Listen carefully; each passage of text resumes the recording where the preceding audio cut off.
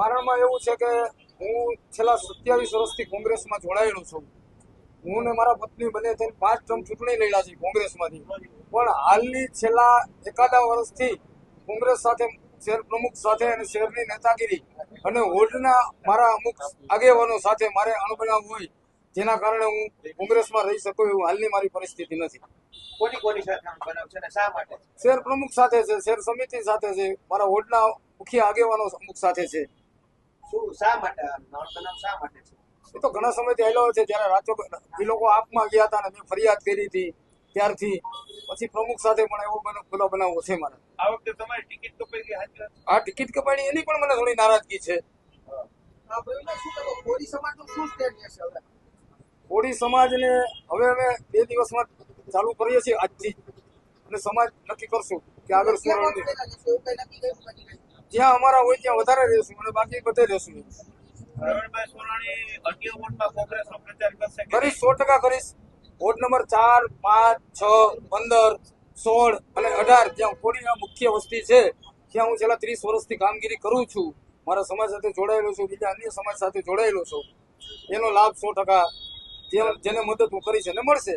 કોંગ્રેસે કોળી ઉમેદવાર આપ્યાની મદદ કરશો? 100% કોળી હોય ત્યાં જ કરશો? નહીં, કોંગ્રેસે કોળી આપ્યો છે ત્યાં પણ મદદ કરીશ. ઇતર સમાજના ઉમેદવારો સારા લાગશે એને પણ હું મદદ કરીશ. ના, હાલ કોઈ ક્યાંય એકય પાર્ટીમાં હું જોડાવવાનો નથી, ક્યાંય જોડાવાનું નથી. વોર્ડ નંબર 15 માં અત્યારે જે સમીકરણો છે ત્યાં તમે મહેનત કરશો કે નહીં? 100% ત્યાં તો પૂરી કરીશ. શું કરશો? તમે પક્ષમાંથી રાજીનામું આપ્યું છે તો પ્રચારમાં કેવી રીતે જોડાશો? એમને 15 માં તમે કઈ વ્યક્તિનો પ્રચાર કરો છો, કોંગ્રેસ નહીં. મારો અંગત મારી સાથે જોડાયેલા મિત્ર સર્કલ સારા હશે. ભાજપના કોઈ હશે ઉમેદવાર? ભાજપના હશે તો એના પણ 100%. 15 નંબરમાં જે ટિકિટ આપી છે હા, એને મદદ કરી. ત્યાં પણ અમારા એક બેન લડે છે જે અમારા સમાજના બહુ મોટા આગેવાન હતા.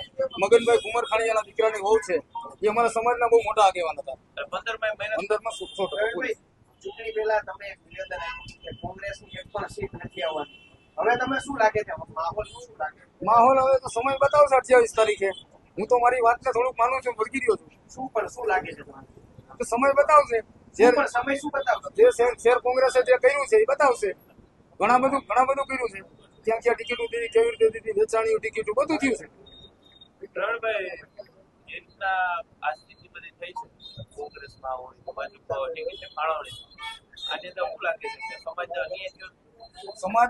અમારા સમાજને તો 100% અમે અન્યાય થયો જ છે. શું આખી વાત કયો માંડીને કયો હું અન્યાય થયો? સામે ભાજપે પણ અમારા સમાજને અન્યાય કર્યો છે અને કોંગ્રેસે કર્યો છે. પરિણામ શું જોવો છો ચૂંટણીમાં?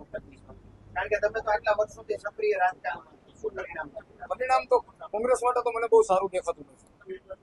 કરોડભાઈ, એવા પણ આરોપ છે કે તમે ભારતીય જનતા પાર્ટીના કેટલાક નેતાઓની સાથે સંપર્કમાં છો અને ખાસ કરીને ચૂંટણી અથવા તો ચૂંટણી પછી ભાજપનો કેસ કરી. પણ એવું 4 મહિનાથી કહે છે. હું ક્યાંય કોઈ ભાજપના સંપર્કમાં તો હું ટિકિટ ન લઈ આવું. તમે અમિત ચાવડાને મળીને શું રજૂઆત કરી? અમિત ચાવડાને રજૂઆત મેં એ કરી છે, મારા નિવેદન ઉપર મેં માફી માંગી લીધી અને મને એમ કીધું કે વાંધો નહીં, હું તારા ટિકિટનો પ્રયત્ન કરું છું. અને એને મારા માટે ઘણી મહેનત કરી. અમિતભાઈનો હું આભાર માનું છું. પ્રવીણભાઈ, એવું નથી લાગતું કે તમે 5 ટર્મ તમે અને તમારા ઘરના છે ચૂંટણી લડ્યા તો બીજાને પણ મોકો મળવો જોઈએ? નથી લાગતું? મળવો જોઈએ. હું ક્યાં ના પડું છું? તો પછી આ તમારી નારાજગી કેટલી વ્યાજબી? નારાજગી તો જ્યાં સક્ષમ નહોતા તો મને આપતા હતા.